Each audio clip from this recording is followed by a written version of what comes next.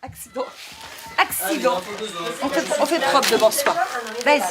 Encore, t'étales. Partout. Vas-y. Jusqu'à là. On va enlever le bleu. Tu frottes avec de l'eau. Frotte.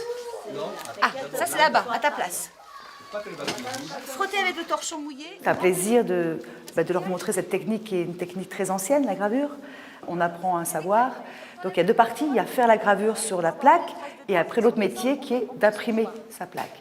Donc c'est vraiment deux métiers différents.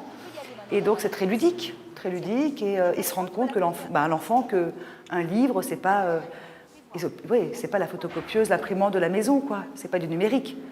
Voilà, c'est vraiment revenir aux origines du livre. Stop. Il ne faut pas que ça sorte là. Allez, venez voir. Mettez les mains dessous, pas la salir. C'est vraiment très impressionnant pour eux de voir cette presse. Donc, je suis venue avec ma presse. On a besoin de la pression pour imprimer les gravures, le travail en creux. Donc les enfants évidemment travaillent sur un support plastique qui ne nécessite pas d'acide, enfin de toute la cuisine de la gravure traditionnelle. Allez, Sacha et Lia, vous pouvez venir. La gravure, c'est vraiment du dessin et ça apporte le multiple, donc, et puis il y a de la matière. Quand on imprime, le trait sera en relief, puisque la matrice est en creux. Hein, donc il y a cette gourmandise du trait, de cette encre. Hein. Ça, c'est très beau. Puis là, on construit, il fabrique l'image. Donc c'est aussi beaucoup de temps. C'est aussi le labeur, l'effort de faire une image et de découvrir son tirage. Et voilà, c'est beau. Enfin, j'aime cette patience-là.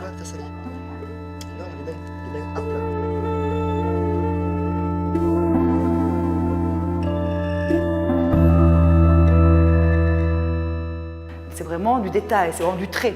On est vraiment dans un travail de trait. Enfin, moi, je suis vraiment dans un travail de trait. On peut faire des gravures abstraites, mais c'est vrai que là, c'est vraiment au fil de la pointe, ça ressemble, c'est de la ligne, donc c'est du trait. Il y a une série de saintes. Là, on a Sainte Marguerite. Ça, c'est mon travail que j'ai réalisé. C'est un sujet voulu pendant une année lors de ma résidence à la Casa Velasquez à Madrid. Et il fallait que j'élabore une série dont j'ai travaillé sur les saintes martyrs.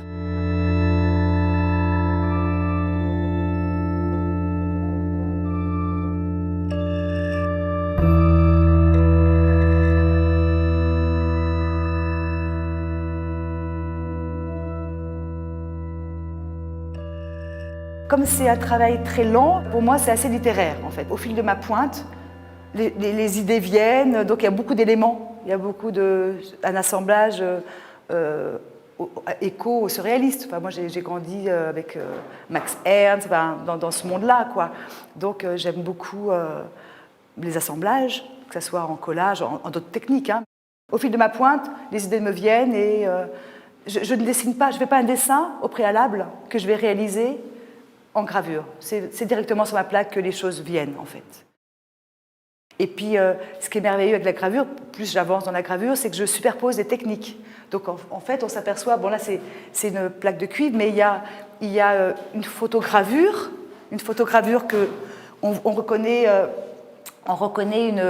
une pas déesse, une Vénus de Cranach, Lucas Cranach, peintre flamand, que j'ai réussi à reporter sur ma plaque de cuivre. Donc c'est par un transfert de photogravure, une gélatine photosensible, donc c'est vraiment une cuisine. Donc je le fais manuellement, donc c'est très grossier.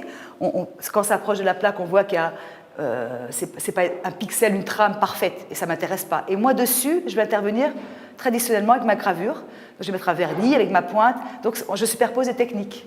Et j'aime bien le rendu, voilà, ça fait des valeurs différentes, voilà, ça apporte des plans différents.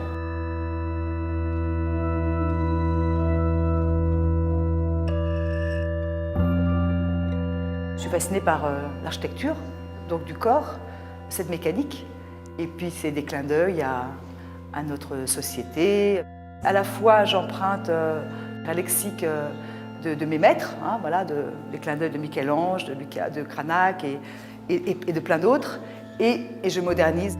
Voilà, c'est deux visions qui sont rassemblées, je pense, entre le classique et, pour moi, enfin, du contemporain.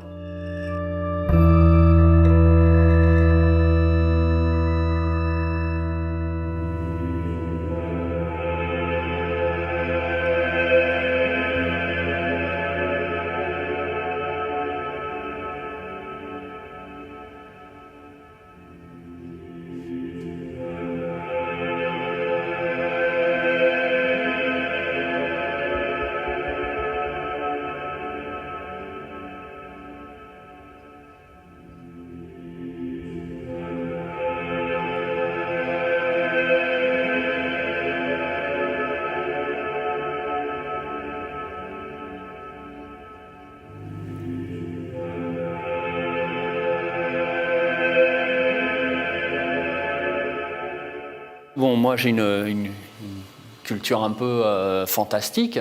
Les Boébus, les Bilal, les Druyet, voilà, tout ça, ça m'a nourri pendant toute ma tendre jeunesse. Celle-ci, elle fait écho à la danse Butoh.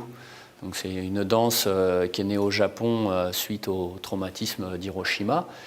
Et une espèce de malaise d'après-guerre au Japon. Donc c'est une danse qui est très mimée, en fait, et qui pousse en exergue toutes les tensions corporelles. Donc on est dans une espèce d'introspection qui ressurgit, quoi. On sent une espèce de bouillonnement, de chaos intérieur, quoi.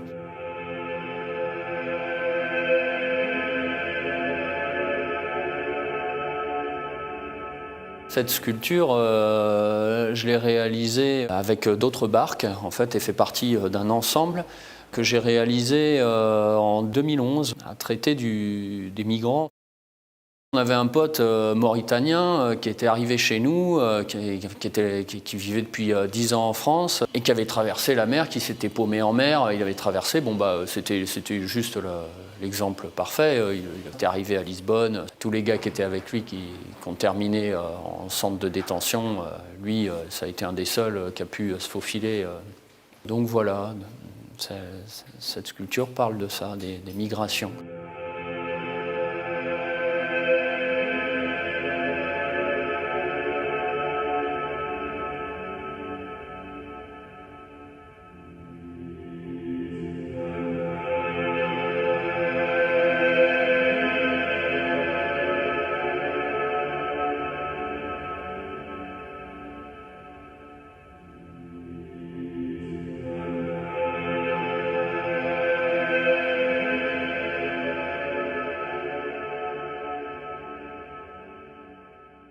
Ce grand format parle des enfants soldats et donc de la guerre. Après, dans la plupart de mes autres sculptures de grand format, en général, bon, ça traite du prosélytisme religieux, de la boulimie consumériste.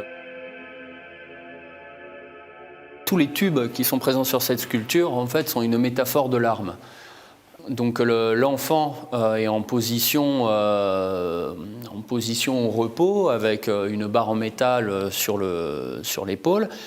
Et en fait, ça fait écho au pâtre qui surveille les troupeaux, mais en même temps écho à quelqu'un qui porte une arme et qui est au repos et qui l'a sur l'épaule. Et derrière, on retrouve la présence des tubes dans cette espèce de créature malmenée qui, lui, incarne le spectre de la guerre.